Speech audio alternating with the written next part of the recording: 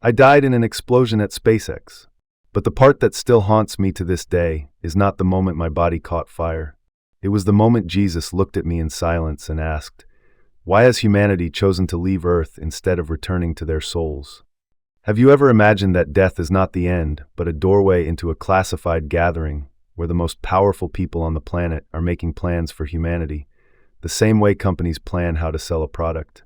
I once believed I was serving a higher mission, helping humanity reach Mars, rewriting history itself.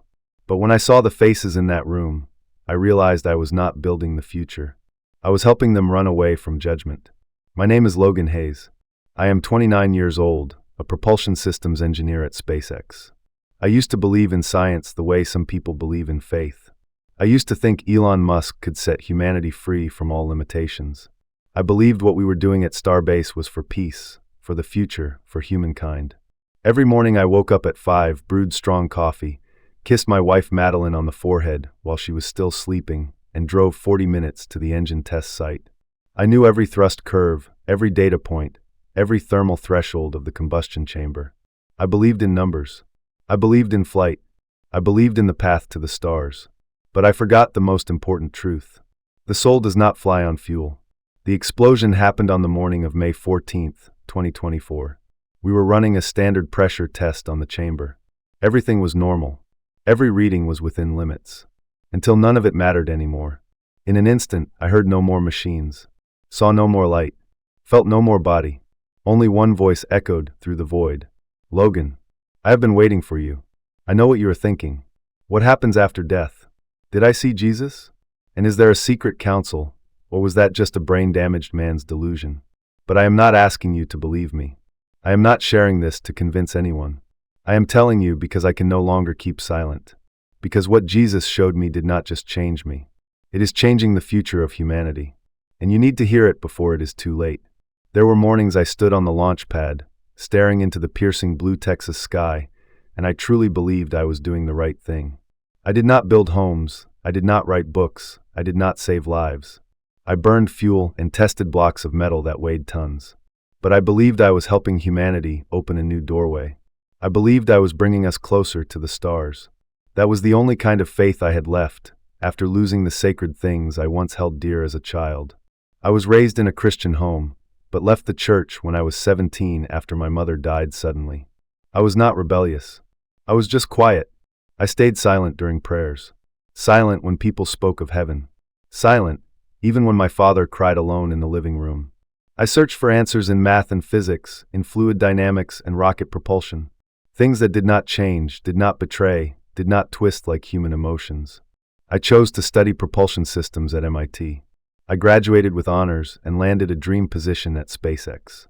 I met Madeline when she was a medical coordinator on an emergency project at the Starbase facility. She was gentle, thoughtful, and full of compassion.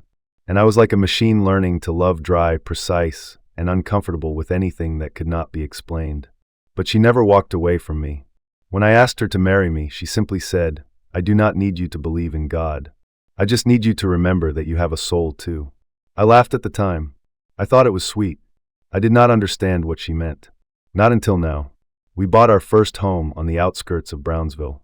A small porch, a swing, and a young maple tree that I planted with my own hands. Every morning before work, I would look at that tree. I looked at it like a promise that life could grow out of chaos. I started dreaming about our first child, a little one carrying the Hayes name, growing up in a world where his father once helped humanity step onto another planet. Madeline chose the first name, Eli. I chose the middle name, Isaac. But I never told her why I picked Isaac. Deep down, I felt like I was offering that child to a power I could not control. Maybe it was Elon. Maybe it was technology. Maybe it was what I called progress. But it was not God. I lived in a quiet loop between equations and rocket schematics. The higher I rose in my career, the emptier I felt. But I never stopped, because stopping meant facing myself. I remember one night I woke up in the middle of a dream, cold sweat soaking my back, with the sensation that I was falling endlessly through a weightless void. I did not tell anyone. I just stood in the bathroom, splashed water on my face, and stared into the mirror. And for the first time in years, I asked myself, if I died right now, would anyone truly know who I was? The morning of the explosion, Madeline had fallen asleep on the couch from nausea. I knew she was pregnant. I had not said a word yet. I had planned to give her a gift that evening, along with a letter that said, "I used to chase the stars. But now, I just want to come home to Earth." That letter was never written, and the gift is still sitting in the trunk of my car to this day. But what I did not know was that the universe had a gift waiting for me. A gift that would cost me my life. And when I walked into that test chamber that day, I had no idea I was about to become a witness to a secret that is now reshaping the destiny of mankind. I walked into the test chamber like I did every day. There were no signs, no thunder in the distance, no strange intuition. Just the cold overhead lights reflecting off the concrete floor and the familiar sound of pressure valves releasing steam in rhythmic intervals. I checked the data panel one last time. Everything was stable. Pressure levels were right. Temperatures were within safe limits. No anomalies. But in that exact moment, stability became an illusion. The first sound I heard was not the explosion. It was a deep vibration that ripped through the steel framework and into my bones. Less than a second later, everything erupted in a blazing seismic burst. The shockwave slammed me backward. There was no time for pain, no time for thought, only a blinding white flash that burned the entire physical world out of existence. I have no idea what my body hit. I could no longer feel weight, no longer see arms or legs. Just something light, almost dreamlike, yet still real. And then I saw myself. My body was lying amid twisted, scorched metal. Blood splattered across the cement. My co-workers were running toward me. They were screaming. They were panicked. But their voices sounded like they were underwater, distant and muffled as if echoing from a place far beyond reach. I tried to shout that I was still here, that I was okay, that I was conscious. But no sound came out. No one responded. Because I was no longer inside that body. Something invisible was pulling me upward. I did not resist. I was not afraid. For the first time in my life, I felt absolute peace. No stress. No pain. No pressure. As if every weight I had carried for years had finally been lifted. Then I was drawn into a field of light. But it was not the kind of sterile white light you see in an operating room or under fluorescent bulbs. This light had weight. It had awareness. It was alive. And it knew exactly who I was. From deep within that light, a voice spoke. Not to my ears, but to my soul. "Logan, I have been waiting for you." I turned and I saw him. There was no need for introduction, no name, no confirmation, because every part of my being instantly recognized it was Jesus. He did not look like the paintings or the images in the church. There was no flowing white robe, no glowing golden halo. He was the light that spoke. Compassion made visible. He was everything I had never dared to believe, but had always secretly longed for. I could not stand. I dropped to my knees, not out of fear, but because the love in that place made it impossible to remain upright. He looked at me with eyes as deep as the universe, without judgment, without anger, only complete and utter understanding. "You think you are helping humanity move forward, do you not?" I nodded, unable to speak as the words caught in my throat. "But do you know they are not running toward the stars? They are running away from me." I looked at him, confused, a wave of resistance rising inside me. I wanted to object, to say I believed in science, in purpose, in progress, that we were not running from anything.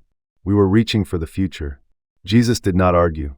He simply placed his hand on my shoulder. It was so warm it brought me to tears. "You do not know the truth, but I will show you." In that instant, the space around us vanished, replaced by a depth of darkness so vast it seemed endless. And before I could ask a single question, I already knew. I was about to see something no one had ever taught me how to prepare for. And what I was about to witness was not an ending. It was the beginning of a truth powerful enough to awaken all of humanity. Space dissolved like a curtain yanked aside by a silent wind.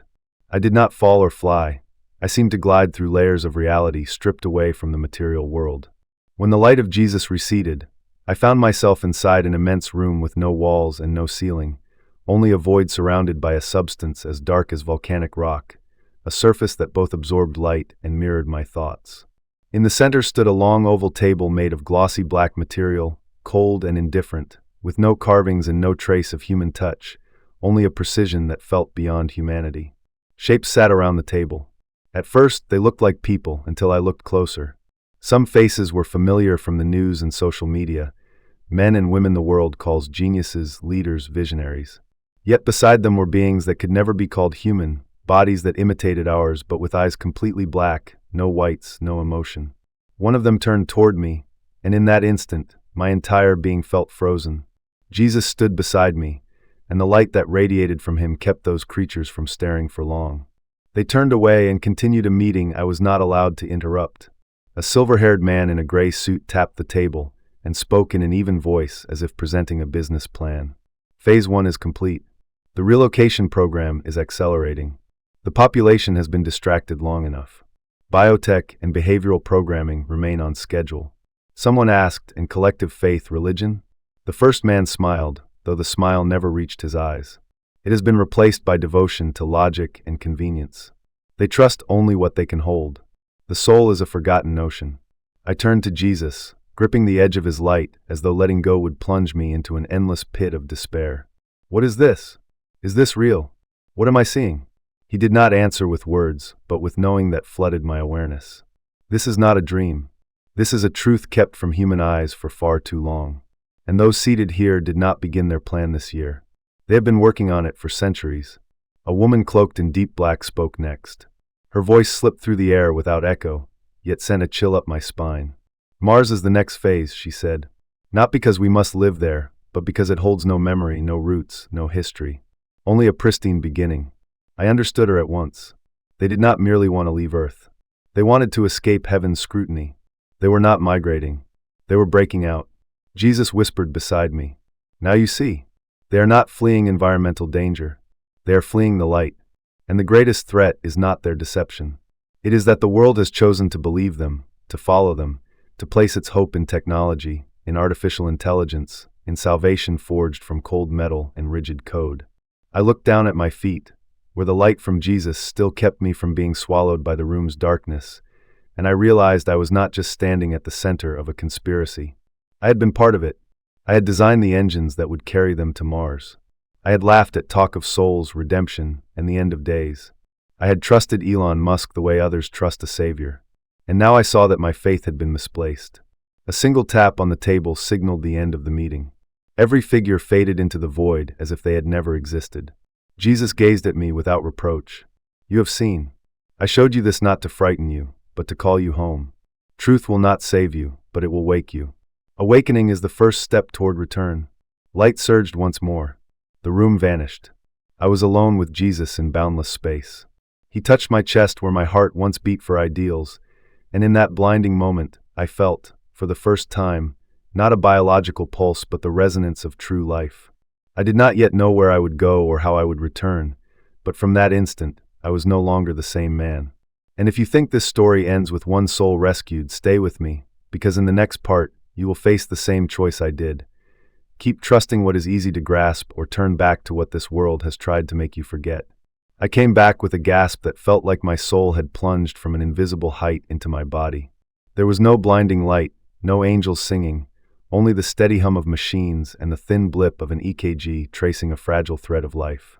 The smell of antiseptic cut sharp and cold and real. My eyelids weighed a ton, my throat was sand, every muscle ached as though it had been peeled away and sewn back on. Madeline sat beside me, her head resting on my hand. She was not crying or speaking, just holding my fingers so tightly her knuckles had turned white. I had no sense of how long I had been gone, no idea how many nights had passed, only that I was home. I tried to whisper her name, and though only a rasp came out, it was enough. She lifted her face, eyes swollen and red, and touched my cheek as if testing whether I might vanish. You are back, she breathed, softer than a sigh yet louder as a bell inside my chest. I could not pour out everything I had seen, but I knew I could never live the old way again. The doctors arrived, startled beyond words. They said my heart had stopped for 6 minutes, that no one expected me to live, that survival was nearly impossible. But I knew I had been returned for something that was not about me. In the days that followed, I spoke less and saw more. The young maple in our yard became sacred. Sunlight spilling through the window turned priceless. Madeline's hand resting on her belly, sheltering the child I had never met, became the holiest sight I had ever witnessed. I began to pray again, not with words but with gratitude. I asked for nothing. I simply listened. For the first time, I believed my soul was speaking, not through logic, but through life itself.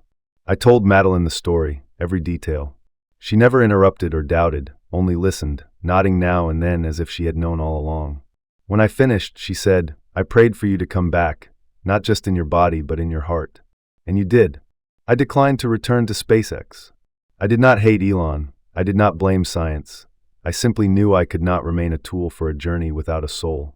I began to write about what I had witnessed, the truth unveiled in the whisper of Jesus. I no longer cared who believed it. Truth does not need protection. It only needs to be spoken. Each morning I walk. Sometimes I stop before a small wooden cross by the road, close my eyes, and give thanks. I thank God that I died so I could learn to live. I do not know what lies ahead or whether the world will listen. But I know that inside every person, beneath all the layers of reason, a very small, very real, very gentle voice waits to be answered. And if you have ever felt hollow in a world overflowing with convenience, if you have sensed that something is wrong but cannot name it, then perhaps, like me, you are standing at the threshold of awakening. I am sitting before you in a quiet room with a single camera, a gentle amber light, and an ordinary wooden chair. Yet I know that what I am about to say is not simply a story. It is a reminder, a ringing bell, the truth I was sent back to carry for you, for my child, for this world. You do not have to believe me. I do not need that. I only ask that you pause for a moment, truly pause. Have you ever wondered why we never stop running? We chase careers, success, technology, reputation, all the things that promise freedom, yet leave us exhausted. Have you ever looked in the mirror and seen empty eyes staring back? That used to be me. It might be you right now. I do not share this to frighten anyone. I speak for no institution. I do not urge you to reject science or condemn any person. I simply offer what I was shown, a truth so stark it hurts. We are drifting away from ourselves. We throw our souls into darkness while pursuing manufactured light. We aim for Mars not because it is hope, but because we fear true light. I stood in the room where the powerful no longer seek truth, but plan their escape from it. They do not want you to look up. They want you to look down at your screen, at data, at notifications, at whatever keeps you from hearing the voice inside you that has been silent far too long. Jesus never demanded anything of me. He only showed. Once I saw it, I could not turn back. I didn't realize that living is not breathing or achieving, but knowing you belong to something greater than yourself. That truth needs no noise, no proof. It asks only for a moment when you stop, grow still, and let your soul speak. I once believed I was part of the future. Now I understand I must return to the source, not to land or culture, but to the root of the soul. We are born with that light. No one installs it. The world simply teaches us to forget. I named my son Eli, which means God is strength. Not to make him devout by force, but to remind myself each time I call his name that something stands stronger than any code, engine, or plan. It is honesty with the deepest truth inside. And you, if you are still here, if you have followed every word to this point, perhaps you too are being stirred awake. I cannot walk your path, but I can repeat what Jesus told me when every light went out and every layer of logic cracked, and I had nothing left to hold. I have waited for you. My story did not end when I returned to life. It has only begun. Just last night in my sleep, I saw that room again, the black table, the silent figures. This time, there was an empty chair, and they knew I had seen them. Are you certain you are not the one being invited to sit in that chair?